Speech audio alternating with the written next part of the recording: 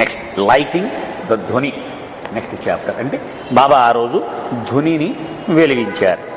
ఏ రోజు అయి ఉంటుంది ఆ రోజు? బహుశా చూద్దాం. The following morning which began the 4th full day, the session was under way by 8 o'clock. 4వ రోజు వచ్చింది. ఆ 4వ రోజు 8 గంటలకల్లా క్లాసులు మొదలైపోయినాయి, సహవాసం మొదలైపోయింది. Something of the holiday atmosphere of the first 3 days had awaited, and there was more of an air of sober men at work wrestling with a serious construction problem.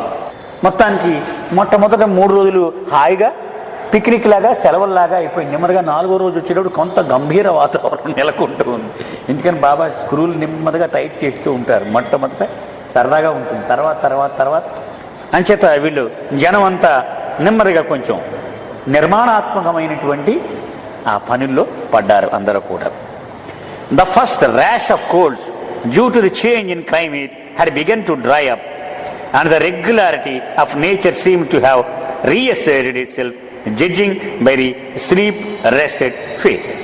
పాపం మొట్టమొదట్లో ఆ వాతావరణం మరి మారింది కదా, రొంప, దగ్గులు, తుమ్ములు ఇవన్నీ ఉండేవి. ఇప్పుడు 4వ రోజు వచ్చింది కదా, కొంచెం అలవాటు పడిపోయారు. వాళ్ళు మామూలు సెటిల్ అయిపోయినాయి, వాళ్ళ ఆరోగ్యాలు, రొంపలు అవి తగ్గాయి. బాగా నిద్రపోయినట్టుగా మొహాలు ప్రశాంతంగా కనపడుతున్నాయి, ఫ్రెష్గా వాళ్ళ మొహాలు. On this day, Baba had promised to hold individual and group interviews. ఆవేళ బాబా అన్నారు, వ్యక్తిగతంగాను బృందాల వారీగాను నేను మీతో ప్రత్యేకంగా మాట్లాడతాను. అంటే మీ కష్ట సుఖాలు తెలుసుకోవడం, మీ సందేహాలు ఇవన్నీ నివృత్తి చేయడం ఇది చేస్తాను అన్నారు. Followed at sunset by the lighting of the ధ్వని. అదే రోజు సాయంత్రం సూర్యాస్తమయ సమయంలో ధ్వని కూడా వెలిగిస్తాను అన్నారు. వన్స్ ఏ మంత్ సెరిమోనియల్. అది 12వ తారీఖు ఎప్పుడు ధ్వని వెలిగించమని, ప్రతి నెల వెలిగించమని బాబా ఆర్డర్ చాలా ముందు రోజుల్లోనే బాబా ఇచ్చారు. ఆ ఆర్డర్ ప్రకారం ఇప్పుడు కూడా ప్రతి నెల 12వ తారీఖు నాడు కంపల్సరీగా సాయంత్రం సూర్యాస్తమయ సమయంలో ధ్వని వెలిగిస్తారు. చాలామంది బొంబాయి వాళ్ళు, పూణే వాళ్ళు వస్తూ ఉంటారు. ప్రతి 12వ తారీఖుకి వస్తారు. ఆ రోజు ఉండి మర్నాడు వెళ్ళిపోతూ ఉంటారు. అక్కడ మెహరాబాద్లో ఎప్పుడు 12వ తారీఖు డి హాస్టల్లో జనం భారీగా ఉంటారు. But first he must speak his mind and the overall problem of his work and the participation of his devoted followers in that work. కానీ బాబా దానికి సహవాసుకు ఒక షెడ్యూల్ తయారు చేశారు, ఏ విషయాలు మాట్లాడాలో. అవేళ నా పని అంటే ఏమిటి, నా పని చెయ్యాలి అని ఉత్సాహపడే వాళ్ళు ఎలాగో ఆ పనిని చెయ్యాలి అనే విషయం మీద మాట్లాడాలి. He picked several people from the group to sit especially close to his great armchair. ఆ మొత్తం బృందం నుంచి కొంతమందిని, అంటే రెగ్యులర్గా పనిచేసే వాళ్ళు అయితే ఆయనకు ఉపయోగం. ఎవడో అసలు పని చేయకుండా వెనకాల వరుసలో కూర్చొని అలా పావుకొని కూర్చొని వెళ్ళిపోయేవాడు ఆయనకు అక్కర్లేదు. అలాంటి వాళ్ళని వదిలేసాడు ఆయన. కొంచెం చురుగ్గా పనిచేసే వాళ్ళు ఎవరు ఆయన తెలుసు కదా, వాళ్ళని లేచి ఒరే బాబు మీ 10 మంది వచ్చి నా కుర్చీ చుట్టూ కూర్చుంటున్నారు, ఎందుకని నేను చెప్పబోయే విషయము నీకు ప్రయోజనం కలిగించాలి. ఎప్పుడు బాబా సీరియస్, ఆయన తెలిసిపోద్ది పని చేసేవాడెవడు పని చేయని వాడెవడు తెలుసు ఆయనకి. ఎందుకని వేస్ట్ కదా, లేకపోతే కంఠశ్వాస తప్ప ఏమీ ఉండదు. అందుకని చైర్ చుట్టూ కూర్చోమన్నారు. Again and again, on various occasions, he made special efforts to show special signs of attention to different members of the group. Now this one, now another. అందుచేత చాలా సందర్భాల్లో బాబా ఈ సహవాసులో కొంతమంది వ్యక్తులకు ప్రత్యేకమైనటువంటి స్థానం ఇచ్చేవారు. వాళ్ళు అంటే ఆయన తెలిసిపోద్ది మరి వీడు పని చేస్తాడు వీడు అని వాళ్ళని దగ్గర కూర్చుని వాళ్ళకి చెప్తూ ఉండేవారు. The rowing finger of favour passed so indiscriminately that no sense of undue favoritism ever seemed to gnaw at the inner of the sahvasis. అయినప్పటికీ ఏ ఒక్కడిని కూడా విస్మరించనట్లుగానే ఆయన ఆ చేతులు ఇలా ఇలా మధ్య మధ్యలో చూపెడుతూ నువ్వు వింటున్నావు కదా అని భాస్కర్ రాజు గారి పాటలో ఉపేక్షింపబడరెవ్వరు అపేక్షించువారు లేరు. Perhaps the matter never came up because here for once in a world there seemed to be a supply of warm love sufficient to satisfy all. ప్రతివాడిని సంతృప్తి పరచడానికి కొంగురొత్త ప్రేమ ప్రవాహము ఆయనలో నుంచి జాలువారుతూ ఉండేది. అది కరువు అయితే అప్పుడు నన్ను పట్టించుకోలేదు అనుకోవాలి ఎవడైనా. కానీ ఆయన దగ్గర అంత పుష్కలమైన ప్రేమ ఉంది కాబట్టి ప్రతివాడికి సరిపడా తృప్తి కలిగేలా ఆ ప్రేమ ఉధృతిని కురిపిస్తూ ఉండేవాడు. There was a clearing of throats as people settled down in their nesting point. జనం ఇక మొదలవుతుంది గంభీరంగా సహవాసని. గొంతులేపి సవరించుకొని జాగ్రత్తగా కాళ్ళు సర్చుకొని కూర్చున్నాను. Baba cross sample the group very usual questions on sleeping, eating, elimination and general health. ఇలా ఇక్కడొకడిని అక్కడొకడిని ఇలా నిద్ర పట్టింది కదా, నీకు పొద్దున్నే మోషన్ అయింది కదా, నిద్ర బాగానే ఉంది కదా, ఆహారం నీకు నచ్చుతోందా, ఇలాగ అడుగుతూ ఉండేవారు బాబా ప్రతిరోజు. ఈవేళ కూడా మొట్టమొదటి అది యోగక్షేమాలు అడిగారు. The results were either satisfactorily statistically sound or else he had much on his mind. For this morning he wasted no time in his brief survey. ఇది ఒకడు నచ్చిందనేవాడు, ఒకడు నచ్చలేదనేవాడు, ఏవో రకరకాలు కదా. మన ఆంధ్ర వాళ్ళు జ్ఞాపకం ఉందా మీకు? పలుకొచ్చింది బాబా అన్నంలో సరిగ్గా ఉడకలేదన్న ఉంటే జగన్ మాస్టర్ని పిలిచారు. ఎవడు వండిన వాడు వీడు, ఏరా నీకు బుద్ధి ఉందా లేదా అని బాబా మందలించారు. మందలిస్తే అతను అయ్యో బాబాకి ఇంత తల వంపులు తెచ్చాను నేను అని అతను సూసైడ్ చేసుకోవడానికి వెళ్ళిపోయాడు. స్టోర్ రూమ్లోకి వెళ్ళిపోయి కత్తితో కోసేసుకుంటూ ఉంటే బాబా సడన్గా వాడు ఎక్కడున్నాడు పట్టుకు తీసుకురండి అన్నారు. వీళ్ళంతా వెతికితే లోపల దొరికాడు. వాడు పట్టుకొచ్చారు. మనం చదువుకున్నాం, మనం ముందు చదువుకున్నాం. పట్టుకొచ్చి బాబా దగ్గర పెడితే వీడు నాటు పెట్టుకున్నాడు, కత్తి ఉంది చేతులు. ఏమిటన్నాడు, ఇది అన్నాడు. నువ్వు నన్ను ప్రేమిస్తున్నావా అన్నారు. ప్రేమిస్తున్నాను బాబా అన్నాడు. అప్పుడు నీ సర్వస్వం నాదే కదా అన్నాడు. అవునన్నాడు. మరి నీ బాడీ నీదే నాదా అని అడిగాను. నీదే బాబా అన్నాడు. మరి మళ్ళీ తప్పు చేస్తున్నావు నువ్వు అన్నాను. ఎందుకని నీ శరీరమునకు ఏం చెయ్యాలన్నా నన్నడిగి చెయ్యాలి, ఎందుకని నాది అది. అలాగ మళ్ళీ కౌగిలించుకొని అలా ఎంక్వైరీ చేస్తూ ఉండేవారు. ఆయన పట్టించుకుంటూ ఉండేవారు. మనం మాత్రం మన ధోరణి మందే. వాడు అసలు అన్నం అలవాటు లేని వాళ్ళు వాడు పాపం వండుతున్నారు, పెడుతున్నారు అని అది ఇబ్బంది. మరి అంటే వీడు పడకపోతే మరి వాడు ఆరోగ్యం ఆయన అడిగాడు కదా, అడిగాడు కాబట్టి నిజాయితీగానే చెప్పి ఉండొచ్చు. బట్ బాబా స్పేర్ చేసేవారు కాదు మండలిని ఎప్పుడు కూడా. అది అడిగేవారు బాబా. నీవు దరిద్రుడు అనుకో, నీ ఇంటికి ఒక అతిథి వస్తున్నాడు అనుకో, నువ్వు రోజు గంజి పచ్చడి తిన్నా పక్కింటాడి దగ్గర అప్పు అడిగి వాడికి మంచి అన్నం కూర పెడతావు. మరి దేవదేవుణ్ణి కదా నేను, నా బిడ్డలు నా ఇంటికి వస్తే ఎంత మర్యాదగా చూడాలి మీరు. అందుకని వాళ్ళు ఎప్పుడు రిసీవింగ్ ఎండ్లో ఉండేవారు, చివర్లు తింటూనే ఉండేవారు. ఈరోజు బాబా కొంచెం సీరియస్గా ఉన్నారు విషయం గురించి. అంచేత బ్రీఫ్ తగ్గించేశారు, ఎక్కువ ప్రశ్నలు వేయలేదు. నిద్ర పట్టిందా, ఆహారం సరిపోయిందా, ఇలా అడిగేసి wherever I go people flock about me by hundreds and thousands. నేను ఎక్కడికి వెళ్ళినా వందల సంఖ్యలో, పదుల సంఖ్యలో జనం నా చుట్టూ గుమిగూడేస్తూ ఉంటారు. That kind of love is not what I want. నాకు అలాంటి ఏదో సరదాకి తమాషాకి జనం చేరడం నాకు అక్కర్లే. అలాంటి ప్రేమ అయితే నాకు అక్కర్లే, నాకు అది కావలసింది కాదు. Whether people worship or vilify me I remain what I yam.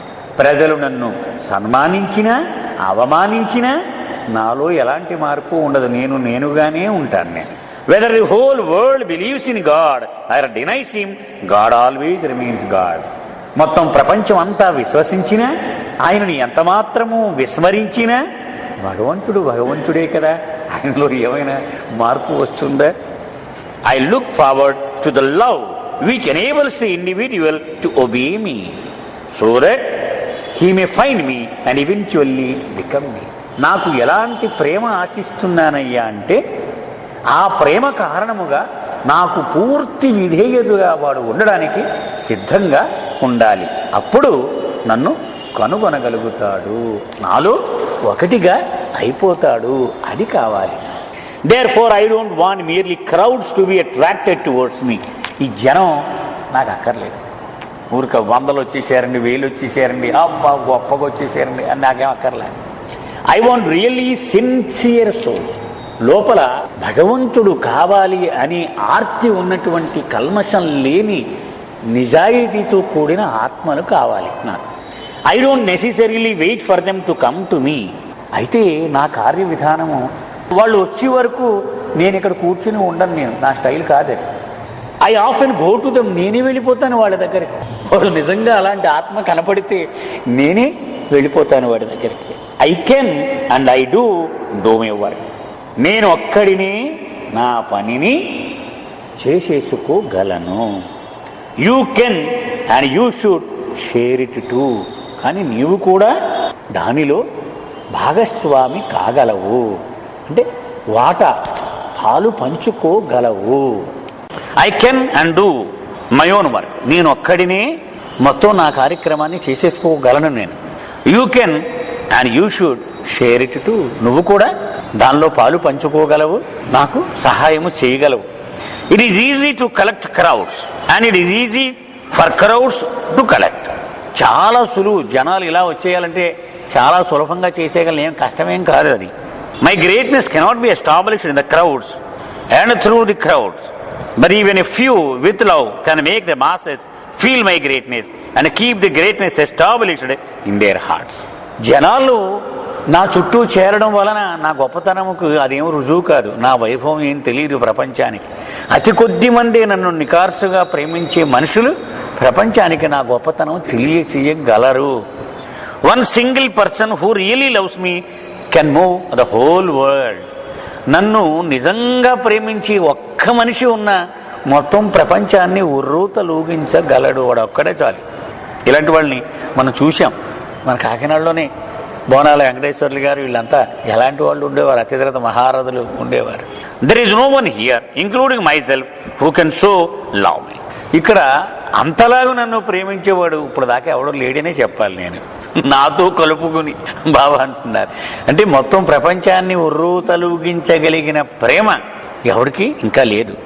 If all of you became my real lovers we would need several more worlds for all of you to work for me. మీరందరూ నా నిజమైన ప్రేమికులుగా మారిపోయారనుకో, మీరు అందరూ పనిచేయాలంటే ఈ ప్రపంచం చాలదు, ఇంకా చాలా ప్రపంచాలు నేను సృష్టి చేయవలసి ఉంటుంది. My work for you does not consist in your going around beating a big drum for me. నా పని అంటే మీరు ఓ పెద్ద డ్రమ్ము పట్టుకొని బాబా అవతారుడు హో, ఆయన దేవుడు హో, రెండు హో అని మీరు చెప్పాలని కాదు నా ఉద్దేశం. మీరు నా పని చేయడం అంటే అదనుకుంటున్నారేమో మీరు. Love needs no propaganda. ప్రేమకు ప్రచారం అక్కర్లేదు. You need love yourself in order to propagate love among others.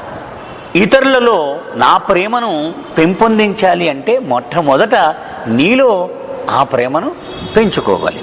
To spread my love among the people you have to make them understand me as you understand me. Most important point. ఒకడిని నా ప్రేమికుడుగా నువ్వు తయారు చెయ్యాలి, నా ప్రేమను వాడికి పంచాలి అని నువ్వు అనుకుంటే మొట్టమొదట నువ్వు ఒక పని చేయాలి. నీవు నన్ను ఎలాగ అర్థం చేసుకున్నావో వాడు కూడా నన్ను అలాగూ అర్థం చేసుకునేలాగూ నువ్వు ముందు చేయాలి. అప్పుడు వాడు ప్రేమిస్తాడు నన్ను. For that you have to bring them to love me as you love me, and that means you have to cause them to feel my love as you feel it. అది అందుచేత నీవు ఎలాగైతే నా ప్రేమను అనుభూతి చెందుతూ ఉన్నావో వాడు కూడా నా ప్రేమను అలాగూ అనుభూతి పొందేలాగూ వాడికి నువ్వు సహాయం చేయాలంటే ఒక ఏవో సహవాసులు తీసుకురావడమో, నలుగురు పెద్దవాళ్ళతో చెప్పించడమో, లేకపోతే ఒక మేరస్థానం ఒక మేరాబాదు, అప్పుడు మిగిలిన వాళ్ళలాగే చూస్తాడు ఆ ప్రేమ ఎంత అద్భుతంగా ఉంటుందో. అలాగే బాబా పుస్తకాలు చదివించడము ఇవన్నీ. The best way is to show others by your own example how much you love మీ. అయితే అన్నిటికంటే ఉత్తమమైనది నేను చెప్తాను బాబా అంటున్నారు. ఏమిటి? నన్ను నీవు ఎంతగా ప్రేమిస్తున్నావో వాడికి చూపెడితే వాడింకా చాలు, వాడికి అదే ఒక పెద్ద రుజువు కింద ఉంటుంది. The world is too full of preachers and teachers. ఈనాడు ప్రపంచం ఏ మూల చూసినా బోధలు చెప్పేవాళ్ళే అందరూ కూడా, పెద్ద బోధకులు. ఇలా చెయ్యి, ఇలా చెయ్యి, ఇది వద్దు, ఇది వద్దు, ఇది కుదరదు, ఇది కుదరదు, ఇలాగ చెప్పేవాళ్ళే ఎక్కడ చూసినా. Never forget that I have not come to teach and I need no preachers. అసలు నేనే అలాంటి బోధలు చేయడానికి రాలేదు. నా ప్రేమికులు కూడా అలా బోధకులుగా ఉండాలని నాకు ఇష్టం ఉండదు. అంటే ఇలాగ చేయి, అలాగ చేయి, అలా చేయి, ఇదేమీ కుదరదు, నువ్వేదో అన్ని దాటిపోయినట్టు వాడు ఇంకా దాటలేనట్టు, మీరు ఇలా చేయండి, మీరు ఇలా చేయండి అంటే అది వద్దు. In the intimate spirit of the sahwas, I must be free and frank with you and tell you whatever I feel like saying. నేను మీతో ఈరోజు సహవాసులో పాల్గొన్నాను అంటే దాని అర్థం ఏమిటి? నేను నువ్వు అరమరికలు లేకుండా కలిసిపోయి స్వేచ్ఛగా, అంటే నా హృదయంలో ఏముంటే అది నీ ముందు దిమరించేయాలి, నీ మనసులో ఏముంటే అది నా ముందు దిమరించేయాలి. అది నిజాయితీ అంటే. అంచేత నేను ఏమేమి చెప్పాలని అనుకుంటున్నానో అవన్నీ మీకు చెప్పకపోతే నేను సహవాసుల్లో ఒకడి కింద నేను అవ్వలేను కదా. Why shout to others? Baba says God is the only reality and all else is illusion when you yourself can't help whispering to me about your own illusions. బాబా చెవులో ఇక్కడికి వచ్చి, బాబా నా కూతురు పెళ్ళుంది, మా అబ్బాయి చదువు ఉంది అని నన్ను అడుగుతూ మీ ఊళ్ళో ప్లాట్ఫారం ఎక్కి ఇదంతా మాయ, ఇది కనిపించేదంతా ఇదేమి లేదు ఉట్టిది అని నువ్వు అక్కడ బాగా పట్టుకుని ఊతూ ఉంటే దానికి ఏమైనా విలువ ఉంటుందా? అంటే ఇందులో చాలా ప్రమాదం ఉంది. ఎందుకని మనం సొంతముగా చెప్పినట్లు చెబితే దానికి నేను ఆచరించకపోతే దానికి విలువ ఉండదు, అంతే కదా. ఇప్పుడు ఇదంతా మాయ అని ఎవరు చెప్పగలడు? ఆయన చెప్పగలడు. బాబా ఇలా అంటున్నాడని చెప్పాలి నేను, అంతేగాని నేను సొంతంగా చెప్పినట్టు చెప్తే. బట్ బాబా దగ్గరికి వెళ్ళి బాబా ఎలా ఉంది, నాకు ఈ కష్టాలు ఉన్నాయి, నాకు ఈ కష్టాలు ఉన్నాయని చెబితే దానికి విలువ లేదు. There are doubtless many among you here who are sincere and painstaking in your efforts to explain my message to one and all. కానీ నేను మిమ్మల్ని అందరినీ తప్పు పట్టడం లేదు సుమా. చాలా మంది నిండు హృదయంతో నిజాయితీతో నా సందేశాన్ని మూలలకు అందివ్వాలని తాపత్రయపడుతూ ఉన్నారు. అది నేను గమనించాను. that they should ignore illusion and awaken to reality. వాళ్ళు ముందు ఈ మాయ నుంచి నిజం తెలుసుకోవాలి, సత్యము పట్ల మెలకువను తెచ్చుకోవాలి. Yet these sincere workers do not hesitate to bring to my attention their own takes of illusory woes and worries, such as, Baba, I am short of money, my wife is not in good health, I am about to lose my job, there is trouble in my business, and so on. అదే మనం అనుకున్నదే. ఇలా నా కోసం పనిచేస్తూ జీవితం అంతా నా పేరు మీదే వెచ్చిస్తూ కూడా నా దగ్గరకు వచ్చినప్పుడు ఇలాంటివన్నీ చెప్తూ ఉంటారు. ఇలాంటి కష్టం ఉంది, నా బిజినెస్ బాగాలేదు, మా ఇంట్లో ఆవిడికి బాగోవటం లేదు, ఇలాగ ఇవన్నీ చెప్తూ ఉంటారు. Would it be truthful for one of these to tell others? Baba says, don't worry about illusory things. God knows everything and God does everything. ఇలాంటి వ్యక్తులు బయట ప్రపంచంలోకి వెళ్ళినప్పుడు ఇలా చెప్తూ ఉంటారట. ఏమని? బాబా ఇలా అంటున్నారు, డోంట్ వరీ అబౌట్ ఎనీథింగ్, ఏమీ ఆందోళన చెందకు. చెప్తుంటే నువ్వు అన్నీ ఆందోళన చెందుతూ ఉన్నావు నువ్వే. Why preach at all what you yourself can put into practice. కనుక నీవే అభ్యాసము చెయ్యలేని విషయాన్ని ఊరిక బోధకుడిగా మారిపోయి ఎందుకు చెప్పడము? అది ఓకదంపుడు ఉపన్యాసం అంటారు కదా, అదే అవుతుంది. మనం బాబా చెప్పిన అద్భుతమైన కథ ఒకటి ఉంది. మహమ్మద్ దగ్గరికి ఒక ముసలావిడ మనవుని తీసుకుని వచ్చింది. ఏం కావాలన్నాడు మహమ్మద్. ఏం లేదు, నువ్వు చిన్న సాయం చేయాలి నాకు అంది. చెప్పు అన్నాడు. వీడు ఎన్ని ఖర్జూరాలు రోజు తినేస్తున్నాడు. ఖర్జూరం అరేబియా దేశం కదా, వీడు మాంటలేదు, అవి మోషన్స్ అయిపోతున్నాయి, పట్టలేదు. మేము ఎవరు చెప్పినా వింటలేదు. నువ్వు ఒక్క మాట చెప్తే ఆ వాక్శుద్ధి ఉంది అంటారు కదా, అంచేత వాడు వింటాడు అని ఆలోచించాడు. ఒక్క వారం తర్వాత రమ్మన్నాడు. సరే, వారం తర్వాత వెళ్ళింది. అప్పుడు ఆ కుర్రను పిలిచి, నాన్న ఖర్జూరం ఎక్కువ తినడం మంచిది కదరా, మనీ ఖర్జూరం ఇవాళ నుంచి ఓకే మానేశాడు. ఆ తర్వాత ఈ ముసలివాడికి ఆ సందేహం అలా ఉండిపోయింది. ఈ మాట చెప్పనాక వారం రోజులు. అప్పుడు అడిగింది, స్వామి ఎందుకు వారం రోజులు అంటే, నాకు కూడా ఇష్టం ఖర్జూరం అంటే. వారం రోజుల పాటు నేను ఆలోచించి దాన్ని వదలగొట్టుకున్నాను. నో, తినకూడదు. ఎందుకంటే నేను అభ్యాసము చెయ్యకపోతే నా మాటకు విలువ లేదు, వాడు వినలేడు. వాడు ఆ మాట వాడి హృదయంలోకి చొచ్చుకొని పోదు. అందుకని నేను మానేసి వాడికి చెప్పాను, కనుక వాడు విన్నాడని చెప్పి ఇది బాబా రిఫర్ చేసిన. అందుచేత నీవు అభ్యాసము చెయ్యనప్పుడు నీవు అదే విషయం బయటకు చెబుతూ ఉంటే అది ఉపన్యాసం. ప్రీచర్ అంటే బోధకుడుగా అవుతావు. If you do not find yourself free of falsehood, envy, slander, backbiting and hatred, and if you find in yourself lack of love and considerations for others, then instead of telling others, Baba says this and Baba says that, you had best keep quiet and not show your face to those whom you would like to win over to me.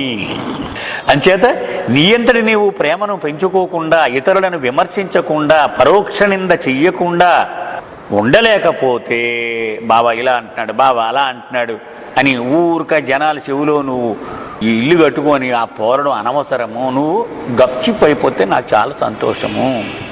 Suppose one of my followers is speaking before a gathering and trying to tell them that Baba is reality and all else is illusion. బాబా ఇంకా డీటెయిల్స్లోకి వెళుతున్నారు. ఉదాహరణకు నువ్వు పెద్ద ఉపన్యాసం దంచుతూ ఉన్నాడు అనుకుందాం, నా ప్రేమికుడు ఒక్కడే. ఆ ఉపన్యాసంలో పెద్ద సభ నడుస్తూ ఉంది. వీడు చెప్తున్నాడు.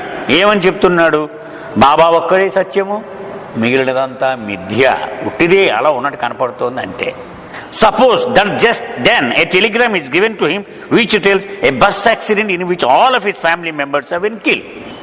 ఎవరో ఇంకొక ఆయన కింద నుంచి వచ్చి ఒక్క మాట టెలిగ్రామ్ వచ్చింది ఇప్పుడే మీకు, అది చదువుకున్నాడు. ఇతని కుటుంబ సభ్యులందరూ బస్సు యాక్సిడెంట్ అయిపోయి చచ్చిపోయారు అందరూ అని ఉంది దానిలో. If in spite of the tragedy and pain of what has happened, he continues to speak with greater conviction, then he has achieved real authority to speak about me on my team. అది జేబులో పెట్టేసుకొని ఆ ఉపన్యాసమును కొనసాగించి ఆ విశ్వాసం అలాగే ఉంచుకొని మాట్లాడితే వాడు సాధించేసేది, వాడికి ఫుల్ అర్హత ఉన్నది. మీకు చీపురుపల్లి అని ఒక ఊరు ఉంది విజయనగరం పక్కన. అక్కడ అన్నలూరు రామకృష్ణారావు గారిని ట్రెజరీలో పనిచేసేవారు ఒక బాబాలెవరు ఉండేవారు. ఇప్పుడు కలలోన పడి ఉండు అని ఒక పాట ఉంది, ఆయన రాసింది ఆ పాట. చాలా పెద్ద ప్రేమికుడు ఆయన. చీపురుపల్లిలో పనిచేస్తూ ఉన్నప్పుడు మండలి వాళ్ళు ఎరిచి పెండు ఎవరో మొత్తానికి అప్పుడు ఆంధ్రదేశం వచ్చారు, కార్యక్రమం పెట్టారు. ఈయనే పెద్ద కార్యకర్త. అక్కడంతా ఏర్పాట్లు చేస్తూ ఉన్నారు. ఉదయం ఇంకా ఒక గంటలో వీళ్ళు వస్తారనమాట. ఆ స్థితిలో ఓ టెలిగ్రామ్ వచ్చింది దీనికి. ఇప్పుడు చదువుకున్నాడు, జేబులో పెట్టేస్తున్నాడు. సాయంత్రం వీళ్ళందరూ అయిపోయింది, 3ంటికో ఎంతకో వీళ్ళు వెళ్ళిపోయారు. అప్పుడు అయ్యా మాకున్నది ఒకరితే కూతురు, డెలివరీలో చనిపోయింది, పొద్దుట టెలిగ్రామ్ వచ్చింది, ఇప్పుడు మీరు అయిపోయింది కాబట్టి పని, మీరు అనుమతి ఇస్తే వెళ్ళిపోతాను అని వెళ్ళిపోయి. సో ఇక్కడ బాబా చెప్పిన దానికి సరిపడినంత, ఎందుకంటే పాడైపోతే ప్రోగ్రాము, అందుకని బాబా మీద వదిలేసాడు. అంతే, జేబులో పెట్టుకొని అలా ఉండిపోయాడు ఉదయం నుంచి సాయంత్రం వరకు. ఇది చూసుకొని అప్పుడు వెళ్ళాడు. అది బాబా చెప్పినట్టుంటే అది అయితే చాలా కష్టం. ఆయన అనుగ్రహం ఉంటే కానీ అది మన నోటి మాటలే అవుతాయి, అవి చేయడము దుర్లభము. అలాగే మనం ఒకసారి చదువుకున్నాం, ఎరిచి చెప్పాడు. ఒక బాబా ప్రేమికుడు ఉపన్యాసం చెప్తున్నాడు బాబా ప్రేమ గురించి. ఒక కుక్క వచ్చింది, స్టేజ్ మీద కుక్క వచ్చి కాలు నాకుతుంది అనమాట. దాన్ని గట్టిగా తన్నాడు, కోపం వచ్చి తండ్రితే అది కుయ్యో ముర్రో అనుకుని దూకెళ్ళిపోయింది. వెంటనే లెంపలేసుకొని నేను బాబా ప్రేమ గురించి మాట్లాడడానికి అర్హత లేదు, నన్ను క్షమించడానికి దిగిపోయాడు. ఎరిచి చెప్పాడు బాబా కావాల్సినది అది. You win the right to tell others what you first accept in letter and spirit for yourself. నీవు నిండు నిజాయితీతో ఏదైతే అంగీకరించి నీ జీవితంలో అమలు పరుస్తావో ఆ విషయం చెప్పడానికి నీకు సర్వశక్తులు సర్వ హక్కులు ఉంటాయి, నువ్వు దాన్ని అమలు పరిస్తే. Show outwardly only what you have won inwardly. అంచేత నీవు నిజముగా ఏదైతే సాధించావో లోపల అది ఒక్కటే బయటకు ప్రదర్శించు. నువ్వు సాధించలేదనుకో, అయ్యా నా వల్ల కాదండి, నేను మాత్రం అది ఒక సందర్భంలో క్లారిఫికేషన్ కూడా ఇచ్చారు. మరి నేను ఏమీ సాధించలేను, ఏ వీక్నెస్ని దాటలేదు, కానీ మరి నీ గురించి చెప్పాలంటే ఎలా చెప్పాలి బాబా అంటే, అయ్యా నేను ఇవేవి అమలుపరచలేకపోతున్నాను. ఆయన మాటలు యథాతథంగా మీకు చెబుతున్నాను, ఎందుకంటే నాకన్నా గొప్ప వాళ్ళు ఉండొచ్చు, వాళ్ళకు ఉపయోగపడతాయి. బ్రాడ్కాస్టింగ్, ఓన్లీ బ్రాడ్కాస్టింగ్ అని చెప్పమన్నారు. There is no doubt, for example, that I am the avatar, the ancient one, but how do you know that I am he? మళ్ళీ రియాలిటీకి వస్తున్నారు బాబా. నేను అవతార పురుషుణ్ణి, పురాణ పురుషుణ్ణి, పూర్వం నుంచి వచ్చేవాడిని నేనే, కానీ నేనే వాడిని నీకు ఎలా తెలిసిపోద్ది? మనం ఉన్నాం, పుస్తకాలు చదువుతున్నాం, అనుకుంటున్నాం, కానీ మనకు అనుభవం ఎక్కడుంది మనకి? You say so mainly because I say. Baba చెప్పాడు కాబట్టి ఆయనే అయి ఉంటాడు అని నువ్వు అనుకుంటున్నావు, నలుగురికి చెబుతున్నావు, బాబా అవుతారుడు అని చెప్తున్నావు. కానీ ఎందుకు చెప్తున్నావు? నేను చెప్పాను కాబట్టి, అది సర్వే కాబట్టి అది చెప్తున్నావు నువ్వు. I say so based on my own living experience of being that. మరి నేను ఎలా చెప్తున్నాను? నాకు ప్రత్యక్ష అనుభవం ఉంది, నేనే అది అనేటువంటి అనుభవము ఉన్నది. బాబా చిన్నతనంలోనే మనం చదువుకున్నాం, గుర్తుందా మీకు? యువకుడుగా ఉన్నప్పుడే పిక్నిక్ వెళుతూ రైలు బండి వెళ్ళదు అని చెప్పేశాడు. బెయిలీకి ఘనీకి ఒక పిక్నిక్ వెళుతున్నారు, ముగ్గురు ఫ్రెండ్స్ వెళుతూ ఉంటే ఇలా కొనుపాట్లు పడుతున్నాడు ఈయన. బాబా పడుతూ, ఒరే మనం వెళ్ళవని అక్కడికి అన్నాడు. ఇది మధ్యలో వెనక్కి వచ్చిందన్నాడు. వెళ్ళినప్పటికీ గని అన్నాడు, నీకేమైనా పిచ్చి పట్టిందా, ఏం మాట్లాడుతున్నావరా, నీకు కొంచెం మెలకు తెచ్చుకో, బండి బ్రహ్మాండంగా వెళుతుంది, వెళ్ళవంటావేటన్నాడు. నేరెల్ అనే స్టేషన్ వరకు వెళుతుంది, అక్కడి నుంచి వెనకది వచ్చేసి అని ఆయన కునుపాట్లు నిద్రలోకి వెళ్ళిపోయాడు. బండికి ఆ స్టేషన్కి వెళ్ళి ఆగింది. అనుకుంటున్నాడు, కానీ వెళ్ళిపోద్ది. వీడు లేచి మరీ చెబుదాం అనుకుంటున్నాడు, లేపి వెళ్ళటంలే బండి అంతకి లిమదకి కిందకి దిగాడు. ఏమైందని నేను అడిగాడు. ఎక్కడో ఎదరో వర్షం వచ్చిందంటే బ్రిడ్జ్ కొట్టుకుపోయిందంటే ఇది వెనక్కి వెళ్ళిపోద్ది. ఇప్పుడు సరే వెనక్కి స్టార్ట్ అయింది బండి. అప్పుడు లేచాడు. లేచినోడికి గని ఉక్రోషం వచ్చేస్తుంది లోపల నుంచి. సాష్టాంగ పడిపోయాడు బాబాకి. అంటే ఫ్రెండ్స్ వెళ్ళాడు. నీకు ఎలా తెలిసిపోతున్నాయిరా ఇవన్నీ? ఎంత ఖచ్చితంగా ఎలా చెప్పావు నువ్వు చెప్పింది 100% కరెక్ట్. నా జీవితంలో ఇంకెప్పుడు నీతో ఆర్గ్యూ చేయను, అది కూడా ఈవేళ చెప్పు. ఎలా తెలుసు నీకు అన్నాడు. ఆలోచించాడు. నిజమేరా అది ఎలా చెప్పానంటే, ఒకటి మాత్రం నాకు అనిపిస్తోంది అన్నాడు బాబా. నాలో ఎవడో ఉన్నాడు, వాడు చెప్తున్నాడు ఇవన్నీ. నిజంగా నాకు తెలియదు, కానీ నాలో ఉన్నాడు ఒకడు, వాడు చెప్తున్నాడు ఇది అని. అది ఫస్ట్ సిగ్నల్ అనమాట బాబా ఇచ్చినటువంటిది. అంటే తాను అవతారుణ్ణి, భగవంతుడు నాలో ఉన్నాడు అనేటువంటి అలాగూ చిన్నతనము నుండి ఉన్న అనుభవాన్ని పురస్కరించుకుని నేను చెప్తున్నాను, నేనే అవతార పురుషుణ్ణి, నేనే సనాతన పురుషుణ్ణి అని. నేను పుస్తకం చదివి చెప్పటల్లా, అది బాబా చెప్పేది. But for you it is just a belief until you become me. అలాగే నీవు నేనుగా అయిపోయే వరకు, నువ్వు కూడా బాబాగా అయిపోయే వరకు నువ్వు నమ్మాలంతే. విషయం నమ్ముతావు, ఆయన చెప్పాడు నమ్మాలి. ఇప్పుడు భూమధ్య రేఖకి 500 కిలోమీటర్లో శ్రీలంక ఉందంటే భూమధ్య రేఖ చూసి వచ్చినట్టు నేను, కానీ నమ్ముతున్నాను నేను కదా. హిమాలయాలు భారతదేశానికి ఉత్తరం ఏమంటే నేను వెళ్ళి చూసి వచ్చాను అక్కడికి, కానీ నమ్మాలి కదా, కాబట్టి నమ్ముతున్నాను నేను. అంచేత నాకు అనుభవము వచ్చే వరకు ఏదో ఒక విషయాన్ని నమ్మాలి. నమ్మితే అప్పుడు నేను ముందుకు వెళ్ళగలను.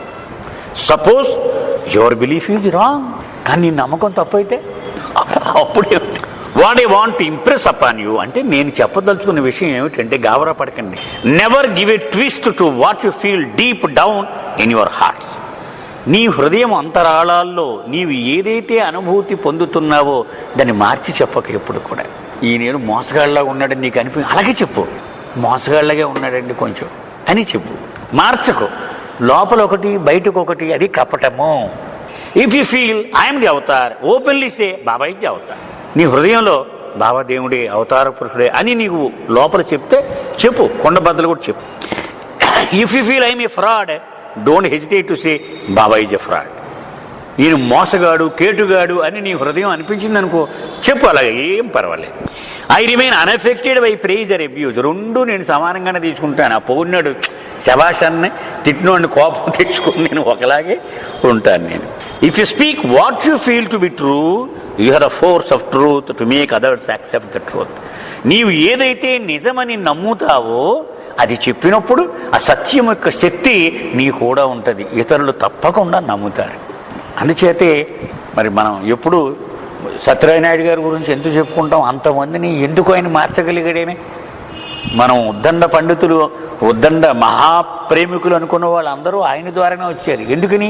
ఆయనకి లోపల ఆ విశ్వాసం అంత లోతుగా ఉంది కాబట్టి ఆయన మాట అంత శక్తివంతంగా వెళ్ళిపోతూ ఉండే. అలాగే రెంటాల సూర్యనారాయణమూర్తి గారు, ఆర్ఎస్ఎన్మూర్తి గారు, ఆయన ఏం ఉపన్యాసాలు ఇచ్చేవాడు కాదు. ఎప్పుడన్నా బలవంతంగా స్టేజ్ ఎక్కిస్తే బాబా ఇస్ గాడ్ అంతే.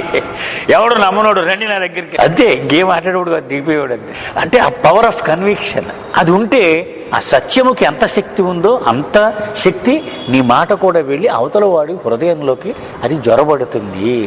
నాకు సగం నమ్మకం ఉండి నేను బాబా అవుతారండి నమ్మండి అని చెప్తే అది అలాగే ఉంటుంది. అది నా దగ్గర 100 రూపాయలు ఉంటే నేను 100 రూపాయల వరకు దానం చేయగలను. నా దగ్గర ఉన్నది రూపాయి అయితే నేను 100 మాటలు చెప్పి 100 రూపాయలు ఇవ్వగలను, ఎవరికైనా రూపాయి ఇవ్వగలను. అంచేత నాకు ఎంత విశ్వాసం ఉంటే అంత శక్తితోటి నేను చెప్పే మాట అవతలకు వెళుతుంది, వాడికి కూడా అంత విశ్వాసము దక్కుతుంది. Honest differences between workers labouring in a common cause are signs of vitality of the work. భగవంతుడి పనిలో, నా పనిలో మీరు పనిచేస్తూ ఉన్నప్పుడు ఒక గ్రూపుగా పనిచేస్తూ ఉంటారు. చిన్న చిన్న భేదాభిప్రాయాలు తప్పకుండా సహజముగా రావాలి, లేకపోతే మీరు సరిగా పనిచేయట్లేనట్టు లెక్క. పనిచేస్తూ ఉన్నప్పుడు సహజంగా వస్తాయి, అలా చేద్దాం, అలా కాదని ఇలా చేస్తే బాగుంటుంది, నేను ఇలాగే అనుకుంటున్నానండి, తప్పులేదు. అవి అలాంటివి రావడం అతి సహజము కూడా. నా పని ఎంత సజీవమైనదో తెలియపరుస్తూ ఉంటుంది ఇలాంటి భేదాభిప్రాయాలు ఉన్నప్పుడు. But a spirit of discipline is also essential in all creative activities of life. కానీ మన జీవితంలో ఎలాంటి కార్యక్రమాలు చేపట్టినా క్రమశిక్షణ అనేది ఆ నేపథ్యంలో కనపడుతూ ఉండాలి. ఏ పని చేసినా సరే, మనం బజార్కి వెళ్ళి కాయగూరలు కొంటున్నాం అనుకోండి, ఎంతరా అన్నాడు, 100 రూపాయలు అన్నాడు, 100 రూపాయలు అని కొట్టేస్తే అండి. సో జీవితంలో ఎవరితో వ్యవహరించినా, ఏ విషయం చేసినా దానికి ఒక క్రమశిక్షణ అనేది ఉండాలి. ఆ స్పిరిట్ ఆఫ్ డిసిప్లిన్ అంటే ఏ పరిస్థితుల్లో ఎలాగో నేను వ్యవహరించాలి అనేటువంటిది ఒక నియంత్రణ నీ మీద నీకు ఉండాలి.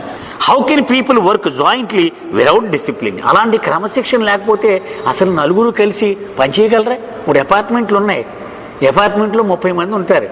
ఆడి ఎవడికాడే సేనాధిపతిలాగా అడిచిస్తే అసలు ఏ ఒక్క గంట కూడా వాళ్ళు శాంతిగా బతకలేరు. అది ఎదటివాడి గురించి ఒక ఆలోచన, ఒక క్రమశిక్షణ పోన్లే. And on the other hand, where would there be a scope for self-control and discipline if there was no differences between workers? అందరూ కూడా మహాసాధువులుగా ఉన్నారనుకోండి, అసలు ఏమీ తేడాలే రావటం లేదు. అలా ఉంటే వాళ్ళు సర్దుబాటు చేసుకునే గుణము నేర్చుకోవడానికి అవకాశం ఏది అసలు? అంటే బలహీనతను కూడా ఒక బలంగా మార్చి చెప్తూ ఉంటాడు. నాకు మళ్ళీ గుర్తొచ్చింది, ఒక భార్యాభర్తలు బాబా దగ్గరికి వచ్చారు, దర్శనం అవుతోంది. భార్య దండం పెట్టేసింది, భర్త దండం పెట్టేశాడు. వెళ్ళిపోతూ ఉంటే ఆ భార్యను పిలిచారు బాబా. ఏమో వీడు బాగా చూసుకుంటున్నాడని నిన్ను అని అడిగారు బాబా. వెంటనే ఆవిడంది, బాగానే చూసుకుంటాడు బాబా. భర్త అన్నాడు, బాబా నువ్వు కలిపే కాబట్టి నేను చెప్తున్నాను, ఆవిడ మాత్రం కాల్చుతుంటుంది, నేను మాత్రం బాగా చూస్తాను ఆవిడ చెప్పింది. అప్పుడు బాబా వెంటనే అన్నారు, అయితే ఆవిడ్ని నీ గురువు కింద స్వీకరించు అన్నారు బాబా. అదేమిటి, ఏదో మహారాజా అని మనవి చేస్తే మరొక 2 వడ్డించమన్నట్లు. అంటే అప్పుడు బాబా చెప్పారు, నీవు అనుకున్నదే నడుస్తూ ఉంటే, నీవు మొరిగిందే న్యాయంగా చలామణి అవుతే, నీ జీవితంలో ఒక్క 1% కూడా నీకు ఉపయోగపడని జీవితమే అది. నువ్వు అనుకున్నది ఏది అవ్వకూడదు. ప్రతి చోట నో అని ఆన్సర్ వచ్చిందనుకో, నీవు ముందుకు వెళుతూ ఉంటావు. అంచేత ఆధ్యాత్మిక మార్గంలో ప్రయాణించేవాడికి వాడు అనుకున్నది ఇది అవ్వకుండా ప్రతి చోట బ్రేకులు పడుతూ ఉంటే శభాష్, వాడికి ఎంతో ఉపయోగపడుతుంది. ఆ అవకాశం నీ భార్య నీకు ఇస్తూ ఉంది, కాల్చు తింటుందండి. కాబట్టి ఆవిడ్ని మాస్టర్గా తీసుకో, నీకు సాయం చేస్తుంది ఆవిడ నీ ప్రయాణం. Your eyes, ears, nose and mouth are all placed in different positions to serve varying purposes. నీ మొహం తీసుకుందాం, బాబా చెప్తున్నారు. కళ్ళు ఇక్కడున్నాయి, చెవులు ఇక్కడున్నాయి, ముక్కు ఇక్కడుంది, నోరు ఇక్కడుంది.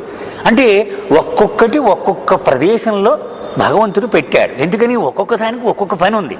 వీటిలో ఇవి పోటీ పడకుండా, ఒకదానికొకటి కలబడిపోకుండా ఒక ప్లేసుల్లో పెట్టాడు. పెట్టి ఆ మొహం ఎలా తిప్పితే అలా సక్రమంగా మొహంతో పాటే అవి కదులుతూ వాటి పని అవి సక్రమంగా చేసుకుపోతూ ఉన్నాయి.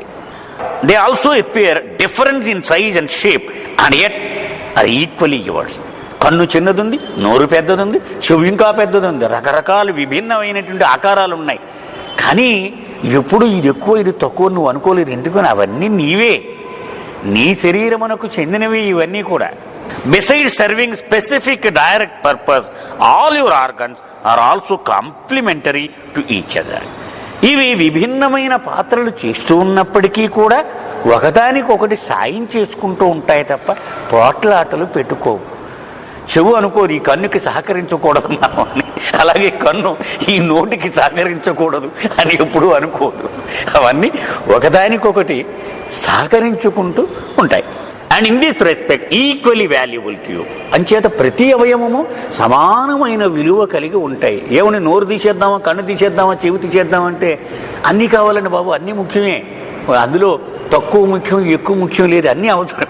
There is no question of one organ compete with another for supremacy position or service to the body. ఆ అవయవాలు అబ్బెబ్బెబ్బే నువ్వు అలా ఉండు, నేనే ఎక్కువ సర్వీస్ చేయాలని ఎప్పుడు పోటీకి రాదు ఏ అవయవము కూడా. ఖచ్చితంగా వాటి డ్యూటీ అవి చేసేస్తూ ఉంటాయి, ఒకదానికొకటి తగులు పెట్టుకో. Each serves in its individual capacity and all harmonize in a smooth functioning of the whole body. ప్రతిదీ కూడా తనకు నిర్దేశించబడినటువంటి ధర్మాన్ని నిర్వర్తిస్తాయి. అంటే ముక్కు ఊపిరి పీలుస్తుంది, అంతేగాని చెవు ఊపిరి పీల్చడానికి ట్రై చేయదు. కన్ను చూస్తుంది తప్ప వినడానికి ట్రై చేయదు. ఇది దాని డ్యూటీ అది చేస్తూ ఉంటుంది. ఇవన్నీ కలగలిసి ఈ శరీరాన్ని పోషించడానికి పూర్తి సహకారంతో పనిచేస్తూ ఉంటాయి. difference between workers who toil in the cause of love and truth can either accentuate or mutilate them for other persons and for the workers as well. అంచేత ఈ భేదాభిప్రాయాలు వస్తాయి నా కార్యకర్తల మధ్యన, అవి కూడా వాళ్లలో వాళ్లకు నా గురించి పని చేయడం అనేటువంటి ఆ పనిని ఇంకా శ్రేష్టముగా చేయడానికి ఉపకరించవచ్చు. ఈ భేదాభిప్రాయం ద్వారా నేర్చుకుంటాడు వీడి. అమ్మో మనం కొంచెం ఇబ్బంది పెడుతున్నాం అన్నమాట, ఇతనికి కొంచెం ఓవర్గా వెళుతున్నాను, కొంచెం నేను కంట్రోల్ చేసుకోవాలి.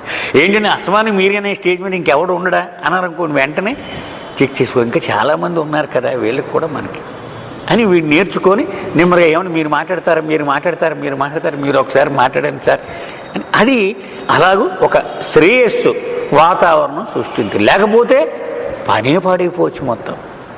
నన్నెవడరా అడిగోడు రండి అసలు నేను గొడవ పెట్టించండి, మొత్తం సెంటర్కి రావడం మానేసి జనం అంతా వ్యవహారమే పాడైపోవచ్చు. అంటే ఈ వచ్చిన భేదాభిప్రాయం మంచిగానూ ఉపయోగపడవచ్చు, చెడుకు కూడా దారి తీయవచ్చు. Therefore, differences must be properly harmonized and fairly adjusted with aid of discipline, which is more to be lived sincerely within oneself than enforced upon others. అందుచేత భేదాభిప్రాయం రాగానే ఎవడికి వాడే తనను తాను తన క్రమశిక్షణ గురించి ప్రశ్నించుకోవాలి. అంటే లోపలికి అనుకోవాలి, నేను ఏమన్నా తప్పు చేస్తున్నానా, ఇబ్బంది కలిగిస్తున్నానా అని నన్ను చెక్ చేసుకొని, అంతేగాని ఇతరులు మార్చేయడానికి ముందు ట్రై చేయకూడదు. ముందు మీరు లాభం లేదండి అంటే అది కుదరదు, ఎందుకని నేనేమైనా తప్పు చేస్తున్నానా అని చూసుకుంటూ ఉండాలి. అంటే ఆ భేదాభిప్రాయాన్ని మెరుగుపడడానికి ఉపయోగించగలుగుతూ ఉండాలి. But neither differences Nar discipline should ever B raised above love and truth. అయితే ప్రేమ సత్యము అనేటువంటి ఆ రెండు విషయాల్లో రాజీ లేదు, ఆ రెండే గొప్పవి. డిసిప్లిన్ అంటే కుదరదండి ఇక్కడ, అంతే, రూల్ అంటే రూలే అని ఆ ప్రేమ వాతావరణం లేకుండా చేసేస్తే అది ఏం ఉపయోగము? ప్రేమ సత్యము రెండు ప్రధానమైనటువంటి, అవి మాత్రం వాటి స్థానం అవే ఆగేస్తాడు. క్రమశిక్షణ నెక్స్ట్, అది మాత్రం జాగ్రత్తగా చూసుకుంటూ ఉండాలి. ప్రేమ లేకుండా నేను క్రమశిక్షణ ఇంప్లిమెంట్ చేసేస్తుందంటే అది ఎలాగా? అది అవ్వదు. They should be sacrificed rather than be allowed to mar or cloud the main object. A body without a soul is best buried, burned and disposed of as quickly as possible. No one would like to die to save one's eyes or ears. బాబా ఎంత అద్భుతంగా చెప్తున్నారో చూడండి. ముఖ్యమైనది ఏది? ఆ ప్రేమ. దానికోసమే ఇవన్నీ, ఈ క్రమశిక్షణని ఇంకోటి అది పోతే ఇవన్నీ ఉన్నా ఏం ఉపయోగం లేదు. బాబా అంటున్నారు, ఒకడు కన్నును రక్షించడం కోసం వీడు చనిపోయాడు. వీడు ఒకసారి ప్రాణమే పోయిన తర్వాత మిగిలిన అవయవాలన్నీ బాగున్నా సరే 5 నిమిషాల ముందు అర్జెంటుగా ఈ బాడీని ఏం చేస్తారు, కప్పెడతారా కాల్ చేస్తారా అని ఎంక్వైరీ చేసి వెంటనే డిస్పోజ్ చేసేస్తారు. అలాగూ ప్రేమ సత్యము ఆ రెండు విషయాలు లేనప్పుడు మిగిలినవన్నీ ఉన్నా కూడా అది వెంటనే దానం చేసేయడానికి రెడీగా ఉండాలి. అది వేస్ట్ అంటున్నారు. అంటే ప్రేమ లేనటువంటి బాబా పని ఉండదు, ప్రేమ లేకపోతే కుదరదు. Your love for me should have free expression in a mode or form best suited to you. నా మీద నీకున్న ప్రేమ నువ్వు వ్యక్తం చెయ్యొచ్చు, కానీ ఆ వ్యక్తం చేయనాక ఒక్కొక్కడికి ఒక్కొక్క విధానం అనువుగా ఉంటుంది. ఇప్పుడు పాడేవాడు ఉన్నాడు, వాడు పాట ద్వారా వాడు ప్రేమను చూపించగలుగుతాడు. ఒక నాట్యం చేసేవాడు ఉన్నాడు, నాట్యము ద్వారా వాడు చూపించగలుగుతాడు. ఒకడు పని చేయడం ఇష్టం, ఇలా స్టేజ్ ఎక్కడం మాట్లాడడం అది ఇష్టం ఉండదు. వాడు కావలసిన పని చేయడం ద్వారా ఎవడెవడికి ఏమేం కావాలి, ఏం చేయాలి, మన సెంటర్ వెంటనే ఖాళీ ఉంటే భోజనం దులిపెడుతూ ఉంటాడు వచ్చి. ఒకడు ఎప్పుడు వంటగదిలోనూ ఉంటాడు, ఎందుకంటే వంట అంటే ఇంట్రెస్ట్ వాడికి. సో ఒక్కొక్కడు ఒక్కొక్క రీతిలో తనకు బాబా మీద ఉన్న ప్రేమను వ్యక్తపరుస్తూ ఉంటాడు. అది సహజం. అది it should shine through you to others, awakening their hearts to receive this divine gift. So నా మీద నీకున్నటువంటి ప్రేమ నువ్వు చేసే పనిలో ప్రతిబింబిస్తూ ఉంటుంది. ఇతరులు చూసే ఎంత ప్రేమరా వీడికి బాబా అంటే, ఆఫీస్ ఉన్నా కూడా అది మానేసి వచ్చి ఇక్కడ పని చేస్తున్నాడు శభాష్ అని ఈ ప్రేమ కానుక వాడు కూడా అందుకునే పరిస్థితి వస్తుంది. Gatherings and meetings in my name should be A channel for the expression of my love. అందుచేత నా గురించి మీరు పెట్టే సహవాసులు, ఈ సభలు ఇవన్నీ కూడా మీ అందరికీ నా మీద ఉన్న ప్రేమను వ్యక్తపరచడానికి ఒక మాధ్యమము. And to give them any other importance is to misunderstand my cause. అంతేగాని ఇంకొక రకమైనటువంటి ప్రాధాన్యత, అవే మనం కాకినాడ సెంటర్ అసలు సభలు పెట్టట్లేదు సార్, తుక్కు రేగొట్టేయాలి, మనం మిగిలిన సెంటర్లు ఏం సరిపోవని మనం డిసైడ్ చేయాలి అని పెట్టాను అనుకోండి, 10 లక్షలు కట్టి పెట్టి పోయింది. ఇదే అది కాదు అసలు ఆ ఉద్దేశము. ఈ సభ ఎందుకయ్యా అంటే నీ ప్రేమను, బాబా మీద ఉన్న నీకు ప్రేమను వ్యక్తం చేసి ఆ వచ్చిన వాళ్ళందరూ ఆహా అది భగవంతుడిని ప్రేమించడం అంటే అని వాళ్ళు తెలుసుకునేలాగూ నిర్వహించాలి. అంటే నేను సెక్రటరీగా ఉన్నప్పుడు ఇంకా పెద్ద సభ జరగాలండి. ఏం చేసేది లాస్ట్ టైం పుల్లారావు సరిగ్గా తెలియదు, నేను చేస్తాను అంటే వస్తూ ఉంటాయి, మనం చూస్తూ ఉంటాం. ఇవన్నీ 44 ఏళ్ళు 40 ఏళ్ళు అనుభవం, ఇవన్నీ చూసాం. ఇవన్నీ అది తప్పు అని బాబా చెప్తున్నారు. కేవలము నా మీద నీకున్న ప్రేమను వ్యక్తము చేయడానికి మాత్రమే ఈ సభలు, సమావేశాలు, సహవాసులు నిర్వహించాలి. Organisations may be necessary for carrying out work of a routine nature. ఒక రొటీన్ అంటే అలవాటైపోయినటువంటి విధానాలను నడపడానికి సంస్థలు అవసరం అవుతాయి. But if I'm the avatar I need no such things for my work. కానీ నేనే గనక అవతార పురుషుని అయితే నాకు అలాంటి ఎవడో సాయం అక్కర్లేదు నాకు. Although I would not be worth loving if I were not aware of someone's unexpressed love for me, why should anyone who wishes to express it be compelled to do so through some office or organization? అంటే వాడు సంస్థ ద్వారా పనిచేస్తేనే వాడి ప్రేమను నేను అర్థం చేసుకుంటానా? ఇంక అలాగైతే నేను ఇంటికి ఉండేందుకు ఉపయోగం ఏంటి? అంటే వాడు వ్యక్తం చేయకపోతే వాడి ప్రేమను నేను పచ్చిగట్టలేనా? అలాంటప్పుడు నేను అవతారుని ఉపయోగం ఏమిటి? ఏమి అక్కర్లేదు. ఎవడు ఎక్కడ ఏ మూల ఉన్నా కూడా వాడిని నేను పసిగట్టేయగలను. ఒక ఉదాహరణ మనం చెప్పుకున్నామేమో. ఒకడు మేరాజాదులో బాబా ఎదురుగుంటా ఉదయం మండలి హాల్లో ఉదయం 8-8:30కి బాబా వస్తారు రూమ్లోంచి. What is the bogus news అనేవారు బాబా. అంటే న్యూస్ పేపర్లో హెడ్లైన్స్ చదివేవాడు ఇరిచి, ఎక్కువ ఇరిచి, లేకపోతే మిగిలిన మండలి వాడు చదివేవారు. What is the real news అనేవారు. అంటే అప్పుడు బాబా ప్రేమికులకు, బాబా సహవాసులకు సంబంధించిన వార్తలు చదివేవారు. అది బాబా వింటూ ఉండేవారు. దానికి సూచనలు కూడా ఇస్తూ ఉండేవారు. ఇలా చెయ్యి, ఇలా చెయ్యి, ఇలా చెయ్యి, వాడికి ఇలా రాయి అనేవారు. సరే ఒకసారి ఇరిచి ఒక ఉత్తరం తీసి చదువుతున్నాడు. అది ఫలానా వాడు రాసింది కదా అని బాబా అడిగారు. లేదు బాబా, వాడు కాదు, నేను కరెక్ట్గానే చదివాను బాబా, కాదు వీడి కాదు, ఫలానా ఇంకొకడు అని చెప్పాడు. సరే చదివేసాడు. మళ్ళీ ఇంకొక ఉత్తరం తీసి బాబా ఫలానా చోట నుంచి ఫలానా వాడు రాశాడు. మళ్ళీ బాబా మొట్టమొదట ఎవరిని అన్నారు, వాడు రాసిందే కదా ఈ ఉత్తరం అన్నారు. కొంచెం చికాకు కలిగింది. ఇలా 3-4 ఉత్తరాలు అయితే అదే అడుగుతున్నారు బాబా. అడుగుతూ ఉంటే ఇంకా ఇరీష్ అన్నాడు, బాబా నువ్వు సరిగ్గా వింటలేదు నువ్వు అన్నారు. సరే బాబా అన్నారు, ఇవన్నీ కట్టే అన్నారు ఉత్తరాలు. వాడికి ఒక టెలిగ్రామ్ పంపించన్నారు. ఎవరు బాబా ఎవరి పేరైతే చెప్తూ ఉన్నారో వాడికి టెలిగ్రామ్ పంపించమన్నారు. అసలు దీనికి బ్యాక్గ్రౌండ్ ఏమిటయ్యా అంటే ఇరిచి చెప్పిన మాట అనమాట. అంటే నేను అన్నాళ్ళు ఆయనతో ఉండి కూడా ఒక మనవుడిలాగా జమ కట్టేస్తూ ఉండేవాడిని. ఎందుకంటే మనకు సహవాసం ఇచ్చేటోడికి భుజమే చేసేస్తాం కదా మనం. ఆయన భగవంతుడు సుమా అని మధ్య మధ్యలో మర్చిపోతూ ఉంటాం మనం. ఏం జరిగింది, ఒక బాబా ప్రేమికుడు చాలా ఎక్కువగా పార్టిసిపేట్ చేసేవాడు. ఎక్కడో ఉదాహరణగా హైదరాబాద్ లాంటి చోట ఉన్నాడు అనుకున్నాం. ఎప్పుడు ఆ పనిలో దూరిపోతూ ఉండేవాడు. ఆఫీస్ అయిపోగానే అక్కడికే వెళ్ళేవాడు. ఏ పని ఉన్నా చేస్తుండు. సడన్గా వాడిని దూరం ఎక్కడో కొండల్లో పడేశారు. అక్కడ ఎవడు మనుషులే ఉండరు. ఇక బాబా లవర్స్ అసలు ఉండరు, ఎవరితో మాట్లాడతారు. వీడికి చాలా ఇబ్బంది అయిపోయింది అనమాట. అయిపోయి ఇంకా ఏ స్టేజ్కి వెళ్ళిపోయాడంటే తట్టుకోలేక వాడు పుట్టినరోజు వచ్చింది. సూసైడ్ చేసుకుందాం డిసైడ్ చేసుకున్నాడు. ఇంక అసలు బాబా వాతావరణం లేదు, ఏంటిది. అప్పుడు టెలిగ్రామ్ వచ్చింది, ఇరిచి పంపించిన టెలిగ్రామ్. బాబా కింద మేయర్ బాబా ఏమని వచ్చిందంటే, నీ పుట్టినరోజు నాడు నేను నిన్ను గుర్తుపెట్టుకున్నాను సుమ, నేను నన్ను ప్రేమించేవాడిని నేను ఎప్పుడూ గుర్తుపెట్టుకుంటాను అని టెలిగ్రామ్ వచ్చింది. అది ఇక్కడ బాబా చెప్పేది. అంటే సంస్థలు, ఆర్గనైజేషన్స్ అక్కర్లేదు. ఎవడు ఎక్కడ ఏ మూల వాడు ప్రేమ వ్యక్తం చేసినా నేను పసిగట్టగలను. ఆ తర్వాత ఇరిచి తెలిసిందట, లంబలేపున్నాడు, నువ్వు సరిగ్గా వింటలేవా. అంటే ఎప్పుడు కూడా బాబాయ్ అన్నారంటే, అవతారుడు ఒకడి మీద ఫోకస్ కాసేపు నిలిపితే ఆవిడికి ఎనలేని ప్రయోజనం తెలియకుండానే ఇచ్చేస్తాడు. ఆయన దృష్టి మీకు పాశ్చాత్యులు తొలి రోజులు అనమాట ఆ బాబా దగ్గరకు వచ్చారు. ఫస్ట్ బ్యాచ్, సెకండ్ బ్యాచ్ వచ్చి రేణు గాలి అనుకుంటా తెల్లవారుజామున 5ంటికి అంతకో బాబా అర్జెంటుగా కౌరంపారు. రేణు ఎక్కడ ఉంది, పిలండి అర్జెంటుగా అన్నారు. బాబా కిచెన్ దగ్గర కూర్చున్నారు, కుర్చీ వేసుకుని. రేణు గాలి లేచింది. అంటే ఇంగ్లీష్ వాళ్ళు పొద్దున్న 8 కానీ లేవరు, అసలు 5ంటికి లేపేశారు.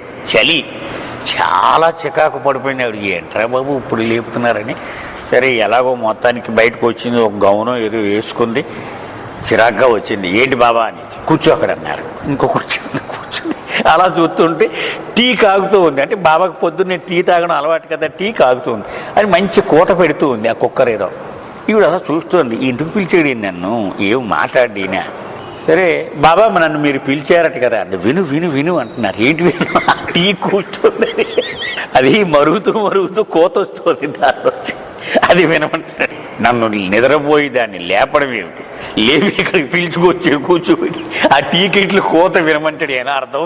అప్పుడు బాబా అన్నారనమాట, అవతార పురుషుడు అసలు నీవు అనే ఒక అల్పమైన జీవి గురించి ఆలోచించడం ఉందే అద్భుతమైన వరం, అది నీకు తెలియదు. ఇన్ని కోటాను కోట్లు జీవరాశులు ఉండగా నీ గురించి గుర్తు పెట్టుకొని నిన్ను రమ్మన్నాను ఇక్కడికి, అది ఈ జన్మకు చాలు నీకు అన్నాడు బాబా. అంటే ఆవిడ ఎంత అజ్ఞానంగా ఆలోచిస్తోంది అన్నదానికి సమాధానం ఇచ్చారనమాట. అసలు నిన్ను నేను తలుచుకొని రా ఇక్కడికంటే సరిపోయింది అన్నాడు. అలాగే మోసెస్ కథ ఉంది. భగవంతుడు మోసెస్ ఆరోపులేనివాడు అని బాబా చెప్పారు. ఒకనాడు భగవంతుడు అన్నట్టు, ఒరే నాయన పలానా ఊళ్ళో ఒకడున్నాడు, వాడు పొద్దున్నుంచి సాయంత్రం దాకా నా స్మరణే, ఇంకేం లేదు వాడికి ఒక కౌరు చెబుతావా నువ్వు అన్నాడా. తప్పకుండా చెప్తాను, చెప్పండి ఏం కౌరు అన్నాడు. వాడి ఇంక వేస్ట్, వాడు ఇంక చెయ్యొద్దని చెప్పు, అలాగూ నరకానికి వెళ్లే వాళ్ళ లిస్టులో రాసేసినాడు పేరు, ఇంక అనవసరం అని చెప్పురా వెళ్ళి అన్నాడు. చాలా బాధపడ్డాడు. అయ్యో ఇదేమిటిది, ఇలాంటి కౌరు చెప్పమా. అయినా ఆయన ఆర్డర్ వెళ్ళాడు.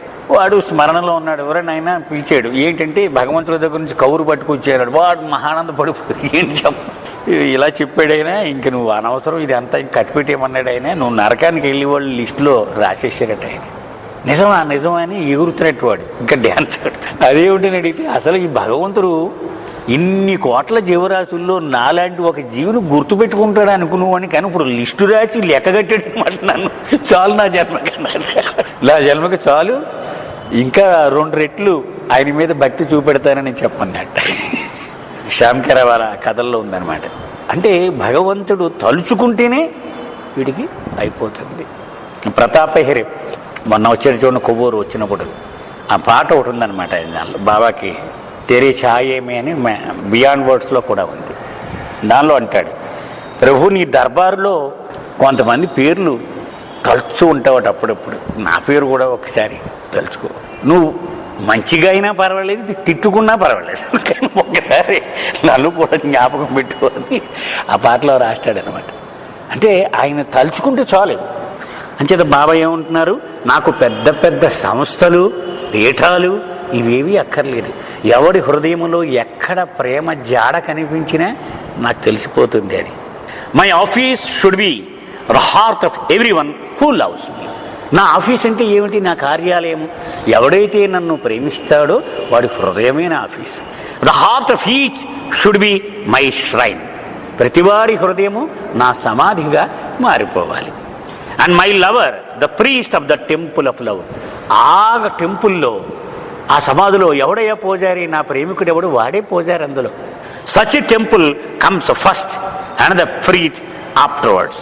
అది ఆ హృదయము మొట్టమొదటి స్థానంలో ఉంటుంది, ఆ పూజారి 2వ స్థానంలోకి వస్తాడు. A cart placed before the horse can serve no purpose.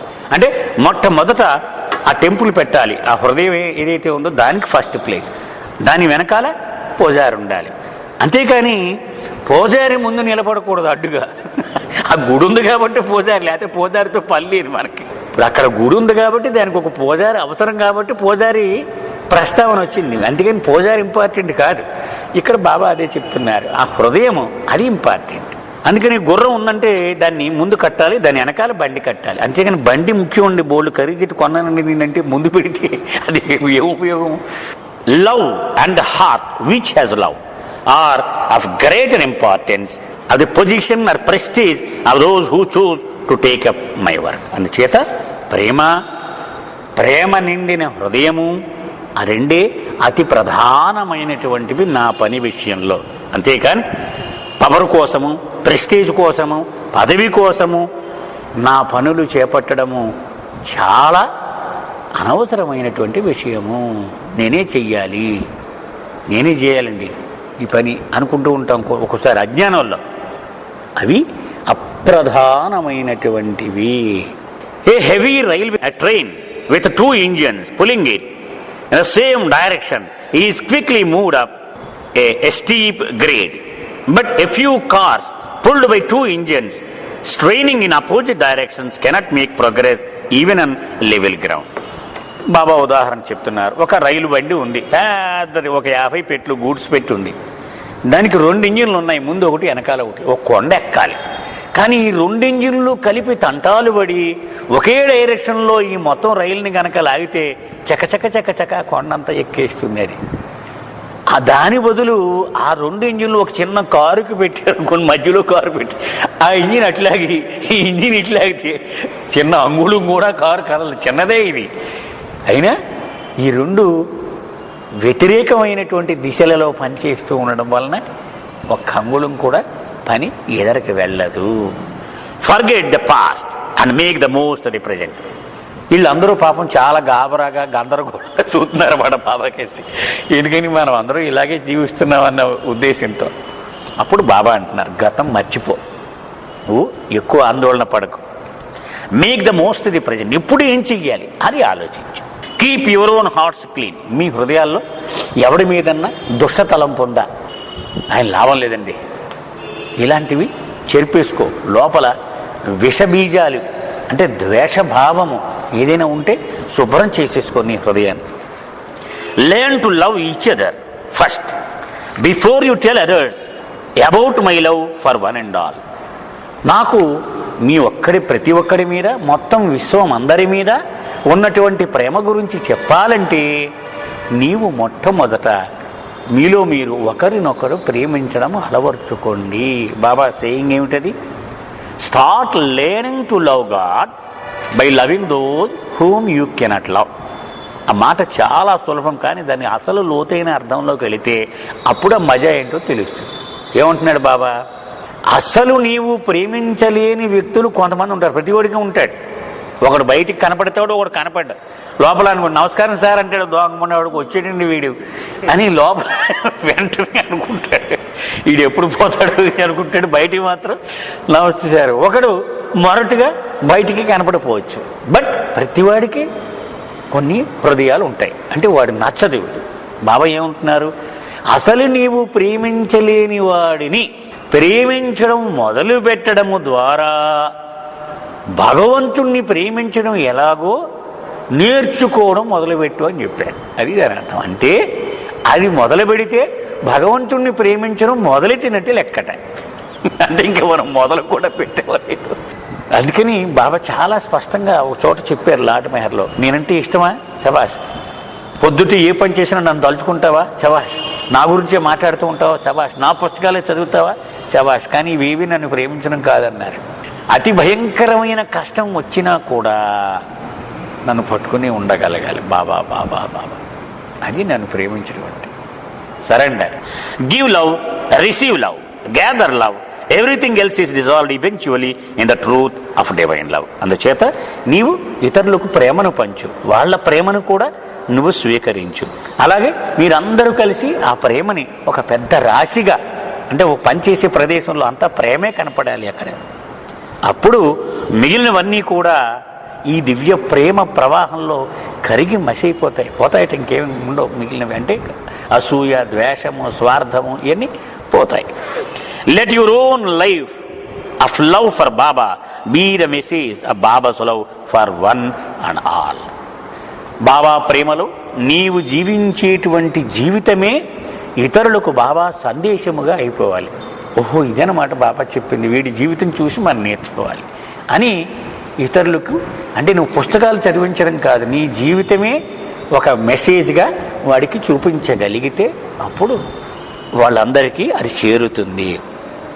After this Baba retired to the small building which used so often for his private business. సరే, ఇది అయిపోగానే బాబా మొహం కొడుకోవాలన్నా, బాత్రూమ్కి వెళ్ళాలన్నా, కాసేపు నడుము వాల్చుకోవాలన్నా ఒక గది ఉంది ఆయనకి ఎదురుగా, ఒక చిన్న కుటీరం, దానిలోకి వెళ్ళిపోయారు బాబా ఇది అయిపోయిన వెంటనే. To rest for a few minutes, కొన్ని క్షణాలు రెస్ట్ తీసుకుని వచ్చేవారు. Soon individuals and sometimes small groups were called in to have their interviews. అప్పుడు ఇంటర్వ్యూస్ మొదలైనవి. అక్కడ ఒక ఇంటర్వ్యూ రూమ్ అని ఉంది, మనం లోయర్ మెహరాబాద్ వెళ్ళినప్పుడు ఇంటర్వ్యూ క్యాబిన్ అని ఉంటుంది చూడండి, అందులో బాబా ఎప్పుడు ఇంటర్వ్యూలు ఇస్తారని చెప్పి మనం మెహరాబాద్ వెళ్ళినప్పుడు we have to make the best out of our trip. మనం బోలు డబ్బు, టైము, శ్రమ ఖర్చు పెట్టి వెళ్తున్నాం, అక్కడ ఊరికనే సమాధి దర్శనం చేసుకుని వచ్చేస్తున్నాం. అంటే సమాధి దర్శనమే మెయిన్, అందులో డౌట్ ఏం లేదు. కానీ ఆ మిగిలిన టైంని కూడా మనము పూర్తిగా సద్వినియోగం చేసుకోవచ్చు. అది చేసుకోవాలంటే చిన్న గైడ్ ఉంది దానికి. మెహరాబాద్లో ఎక్కడెక్కడ ఏమేమి ఉన్నాయి, దాని వెనక బాబాతో సంబంధించిన చరిత్ర ఏమిటి, ఇవన్నీ చెప్పేటువంటిది అఫీషియల్గా ట్రస్ట్ వాళ్ళు రిలీజ్ చేసిన బుక్లెట్ ఒకటి ఉంది. దాని తెలుగు అనువాదం కూడా నా దగ్గర ఉంది, మీకు ఎవరికైనా కావాలంటే. అది ఒకసారి మనం పట్టుకెళ్ళిపోతే ఎవరిని అడగక్కర్లేకుండా మనం చూసేసుకోవచ్చు ఇదేమిటి. ఎందుకంటే కథల్లో వెళ్ళినప్పుడు ఒక్కోసారి వక్ర భాష్యాలు వెళ్ళిపోతాయి, నాకు ఏం జ్ఞాపకం ఉంటే అదే చెప్పేస్తాను నేను. అందుకని వాళ్ళు ట్రస్ట్ వాళ్ళు అఫీషియల్గా చెప్పింది ఏమిటంటే అందులో ఆ చరిత్రకు రుజువులు ఉన్నవే వాళ్ళు వేస్తారు. అందులో పీటర్ నాడెన్ అనేటువంటి ఒక అమెరికన్ ప్రేమికుడు ఉన్నాడు, one of the greatest historians in babas world. అతను ఇంకా ఆ డేట్లు ఏవి చెప్పాడంటే ఇంక క్వశ్చన్ లేదనమాట. ఇంకా అతను ఎవడో అంత కొండ బదులు కూడా చెప్తాడు, పలానా పుస్తకంలో చదివే ఉంటే తప్పది, మార్చుకున్న పుస్తకం అంటాడు. ఇదిగో పలానా చోట ప్రూఫ్తో సహా ఉంది, ఇది కరెక్ట్ అంటాడు. అంటే ఎంతోమంది ఎనలేని సేవ చేస్తున్నారు మెహరాబాద్లో. అంచేతే మనకి పుస్తకాలు ఇవన్నీ వస్తున్నాయి. మనం ఏదో వస్తున్నాం ఇదే గొప్ప అనుకుంటున్నాం మనం, అంటే మన స్థాయికి ఇదే. అంచేత మనం వెళ్ళినప్పుడు ఇవన్నీ అక్కడ ఏది వదలకూడదు. అప్పుడు మనం చదువుతున్నప్పుడు మనం ఎస్ అక్కడ చూసాం కదా అది. అప్పుడు ఒక్కొక్కరిని బాబా లోపలికి పిలిచి ఆ ఇంటర్వ్యూ ఇస్తూ ఉన్నారు. From one conference to the next no one knew what to place with proceeding or succeeding persons. అంచేత ఎవడెవడితో బాబా ఏమేమి మాట్లాడుతున్నాడో ఎవరికి ఏం తెలియదు. ఎందుకంటే పర్సనల్ కూడా ఉండొచ్చు, వాడి జీవితం గురించి మాట్లాడవచ్చు, వాడి ప్రాబ్లమ్స్ గురించి మాట్లాడవచ్చు. The interviews went all day, రోజంతా ఇలా ఇంటర్వ్యూలు జరుగుతూనే ఉన్నాయి. With short break for lunch, భోజనంకి మాత్రం విరామం ఇచ్చారు. As the sun began to sink lower in the hot afternoon sky, Baba and the Mandali came into the hall. ఎందుకు ఇతను చెప్పాడయ్యా అంటే, నేను అవేవి రాయలేదు అనుకుంటారేమో మీరు ఇంటర్వ్యూల గురించి. అవి ఏ వ్యక్తికి ఆ వ్యక్తికి ప్రత్యేకం, అవి బయట వాళ్ళతో ఆ చర్చించే సందర్భం కాదు అది. అందుకని ఆ వివరాలు మనకి ఇక్కడ రాయలేదన్నమాట. సరే అయిపోయిన తర్వాత సాయంత్రం అయిపోయింది, ఆ సూర్యుడు అస్తమించుతూ ఉండగా బాబా మండలి వాళ్ళతో కలిసి హాల్లోకి వచ్చారు మళ్ళీ. With a few loud cries to round up the Sahavasis, the group gathered once again in the unusually warm room. అందరూ ఒక్కసారి బాబాకు వీడుకోలు చెప్పడానికి అందరూ కలిసి అక్కడ సమావేశమయ్యారు. బాబా explained to them that they were all very lucky to be there at the time, as it was the day of the month on which they regularly lit the dunya fire. ఆ interview లేవగానే బాబా బయటకు వచ్చారు, మీరంతా ఎంత అదృష్టవంతులరా బాబా అన్నారు బాబా. ఎందుకని ప్రతి నెల ఈ రోజు నాడు ఖచ్చితంగా ధ్వని వెలిగిస్తూ ఉంటారు ఇక్కడ. ఆ టైంకి మీరు అందరూ ఇక్కడ ఉండడం మీరు ఎంత అదృష్టవంతులో అని బాబా చెప్పారు. ఏ రోజు అది? 12వ తారీఖు. ఎప్పుడు మొదలు పెట్టారండి బాబా? అది నవంబర్ 1925లో మొదలు పెట్టారు వెలిగించడం అనేది. This was a small ceremonial fire used in a variety of forms in several religions which was lead in a small brazier just at sunset. ఈ డాన్ స్టీవెన్స్ తెల్లవాళ్ళ కోసం పరిచయం చేస్తున్నాడు ఆ దుని అంటే ఏమిటి అని. ఏమి లేదు, అది ఒక మామూలు యజ్ఞగొండంలాగా ఉంటుంది. ఒక చిన్న గొయ్యి తీస్తారు, ఆ గోతులో ఒక మంట వెలిగిస్తారు. ఒక్కొక్క మతంలో ఒక్కొక్క ఆకారంలో ఉంటుంది. పార్సీలు ఏం చేస్తారు, ఒక ఇలా గిన్నెలాగా ఉంటుంది కూజాలాగా, దానిలో వెలిగిస్తారు. ఈ హిందువులైతే దాన్ని ఇలా ఇటుకలతో ఒక యజ్ఞ వేదికలా తయారు చేసి దానిలో వెలిగిస్తారు.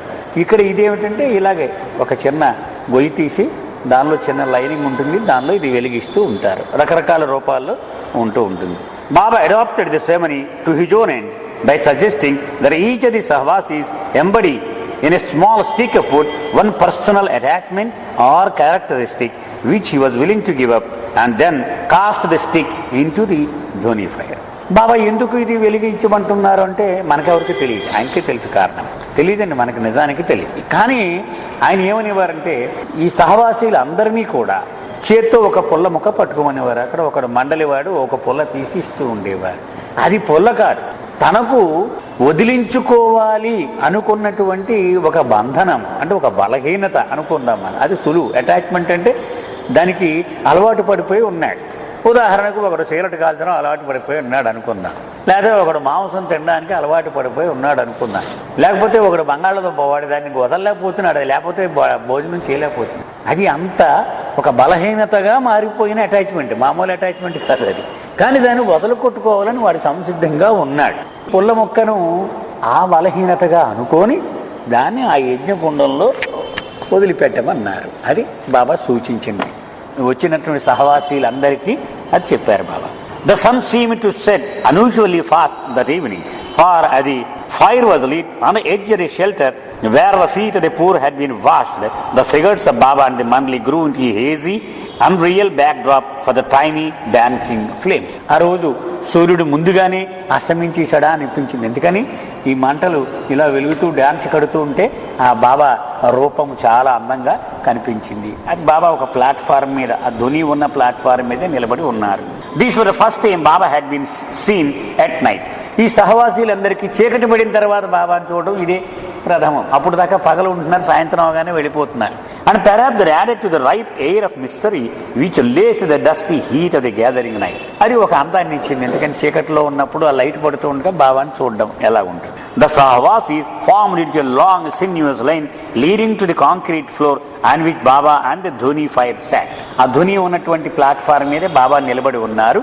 ఈ సహవాసీలందరూ పెద్ద క్యూలో అక్కడ దాకా నడుచుకుంటూ వస్తున్నారు. Erich handed each a man a small splint of wood. ప్రతి మనిషికి కూడా ఇరిచి ఒక చిన్న పొల్ల తీసి ఇలా చేతికి ఇస్తూ ఉన్నారు. And Baba patted or embraced the man, and then the tiny faggot was tossed into the fire. It was quite simple. అప్పుడు ఆ మనిషి ఆ పుల్ల పట్టుకొని ముందుకు వస్తే బాబా ఉన్నారు అక్కడ. బాబా అతన్ని ఆలింగనం చేసుకోవడం కానీ, లేకపోతే వెనక వీపు మీద ఇలా తట్టేవారు. అప్పుడు ఆ పుల్ల అలా పడేసేవాడు. అంతే. అంత సరళంగా ఆ కార్యక్రమం జరుగుతూ ఉంది. The quiet one, who was almost 2/3 of the way down the line, wondered why many a Mandali were slipping into the queue to participate in a guileless ceremony. బహుశా ఎవరండి క్వైట్ వన్ అంటే? ఒకడు ఫ్రాన్సిస్ బ్రాబజాన్ అనుకుంటాను. అతను క్యూలో నుంచొని ఆశ్చర్యంగా చూస్తున్నాడు. ఏమిటి, మండలి వాళ్ళు కూడా ఆ క్యూలో జాయిన్ అవుతున్నారు. ఇదేమిటి, వీళ్ళు అస్తమానం బాబా కూడా ఇలాంటివి చాలా సార్లు చేసుంటారే, మళ్ళీ వీళ్ళు ఎందుకు ఈ క్యూలో చేరుతున్నారు అని ఒక రవంత ఆశ్చర్యంగా చూశాడు వాళ్ళ వైపు. Usually one sense they had been through these things so many times with Baba that there was little reason for repetition. చాలాసార్లు బాబాతో పాటు ఈ ధ్వనిలో పాల్గొని ఉంటారు కదా, అన్నిసార్లు అవసరం ఏముంది అని అనిపించింది. The quiet one thought over his personal store of stinky traits, almost tempted to single out the most attractively disgusting one of all, but decided to live with that one a while longer. Instead, he picked the runner-up, his inordinate sensitivity to criticism. This he determined playfully to embody symbolically in a virtue. బహుశా ఇతనే అండి, దానే. ఎందుకంటే అతను చెప్పగలడు కదా, ఇంకొకటి గురించి కాదు కదా మరి న్యాయంగా. మరి సరే, అతను చెప్తున్నాడు, ఒక వ్యక్తి గురించి రిఫర్ చేస్తున్నాడు ఈ క్యూలో. ఒక్కసారి సింహావలోకనం చేసుకున్నాడు, నాకున్నటువంటి బలహీనతలన్నీ ఏమిటి అని ఒక ప్రయారిటీ పెట్టుకున్నాడు. ఏది బాగా భయంకరమైన బలహీనత? మొట్టమొదటిది ఏదో వచ్చింది ఒకటి, అవి ఇది కొన్నాళ్ళు ఉంచుదామని దీన్ని వదలలేను ఇప్పుడు అనుకున్నాడు. ఆ క్యూలో రెండవది టిక్కెట్టుకున్నాడు. అదేమిటి, ఇతరులను విమర్శించడం మీద ఒక ఆరాటం. అది రెండవది. దాన్ని వదలగొట్టేసుకుందాం అనుకున్నాడు. ఇదిగో నా చేతిలో ఉన్న పుల్ల నాకున్న ఆ బలహీనతకు ప్రతినిధి అని ఎంచుకున్నాడు. This he determined playfully to embody symbolically in the virtue. ఏదో తమాషాగా అన్నట్టుగా, సరదాగా ఒక ఆట ఆడుతున్నట్టుగా అతను మనసులో అనుకున్నాడు. He expected no earth-shaking reaction and participated in the ceremony more on the basis of when in Rome, etc. అంటే అతను అంతగా సీరియస్గా తీసుకోలేరు. ఏదో నలుగురు ఎత్తున్నారు, మనం ఒకటి వేసిస్తే వదిలిపోతుంది. అంటే ఓ సామెత ఉంది, be a Roman while in Rome అని. అందరూ వేస్తున్నారు కదా, నువ్వు వేసేస్తే ఒకటి అయిపో పని అయిపోతుంది, నలుగురితో నారాయణ అన్నట్టుగా ఇతను ఆశావాసిగానే వెళ్ళాడు. అంతేగాని ఏదో ఇతను తీసుకున్న ఈ ప్రతిజ్ఞకి ఏదో భూమి ఇలా కదిలిపోయి సినిమాలో చూస్తూ ఉంటాం, అలాగేమి స్పందన వస్తుందని అనుకోలే. సాదాగానే అతను అనుకున్నాడు. Well, he should have taken his tip from the unusual actions of the Mandali, which would have hinted that something of unusual value was occurring. అప్పుడు పాఠం నేర్చుకున్నాడు ఇతను తర్వాత జీవితంలో. ఏమిటి, ఆ మండలి వాళ్ళు అంత శ్రద్ధగా అన్నిసార్లు చేసినా ఎందుకు అంత శ్రద్ధగా మళ్ళీ జాయిన్ అవుతున్నారు క్యూలో అంటే, అక్కడ మనకు తెలియని ఏదో ఒక విశిష్టమైనటువంటి ఒక సంఘటన జరుగుద్ది అక్కడ అనేటువంటి జ్ఞానం వీడికి తర్వాత వచ్చింది. అంటే బాబా సమక్షంలో యాంత్రికంగా జస్ట్ ఒక సాంకేతికంగా అలా చేసినప్పటికీ కూడా దాని విలువ అమోఘంగా ఉంటుంది అని ఆ తర్వాత వాడికి తెలుసు. As Eruch handed him the wood chip, a brief smile of recognition flashed between the two. Eruch అతనికి ఇలా ఆ పొలం ఎక్కిపోగానే గుర్తుపట్టాడు. ఇరిచ్ ఇద్దరు ఒకరి మొహాలు ఒకరు చూసి నవ్వుకున్నారు. He moved on 2 steps to find himself and folded with unusual tenderness in Baba's embrace. And then he turned around and tossed the stick in the fire. Next Baba ఇలా ఆలింగనం చేసుకున్నారు. అప్పుడు ఈ పొలం మొక్కని అలా విసిరేశాడు. అంటే ఇతను ఏదో ఆషామాషిగానే విసిరాడు, లోపల సీరియస్ గా ఏమీ తీసుకోలేదు. It was done and he forgot about it as he stumbled on home. అయిపోయింది, విసిరేశాడు, ఇంక దీన్ని మర్చిపోయాడు, ఇంటికి వచ్చేసాడు. But God and Baba had not. కానీ బాబా అలాగే భగవంతుడు వీళ్ళిద్దరూ మాత్రం మర్చిపోలేదు. ఓహో వీడి పొల్లు విసిరాడు కదా అని వాళ్ళిద్దరూ గుర్తుపెట్టుకున్నారు. The smoke from that one tiny bit of wood streaked halfway around the world, and when the quiet one arrived home a week later, all hell had broken loose. నేను సరదాగా విసిరిన ఈ పొల్ల ముక్క సృష్టించిన పొగ భూమి మీద అర్ధ దూరం ప్రయాణించి ఇంకొక అర్ధగోళంలోకి వెళ్ళింది. అంటే పశ్చిమ అర్ధగోళంలోకి వెళ్ళి అక్కడ మొత్తం నరకాన్ని నా కోసం సృష్టించేసింది. అక్కడ everyone was mad at him for everything he had ever done, and for a few things he had not done as well.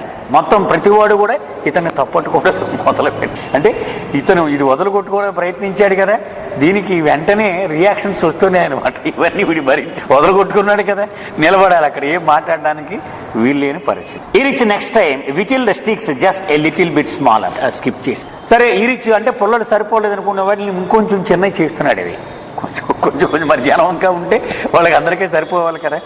The dhuni fire died down. కాసేపటికి మొత్తం ధుని అందరూ వేసేసారు, మందగించింది మంట. And the blue car spread back through Ahmednagar to పింపల్గామ్.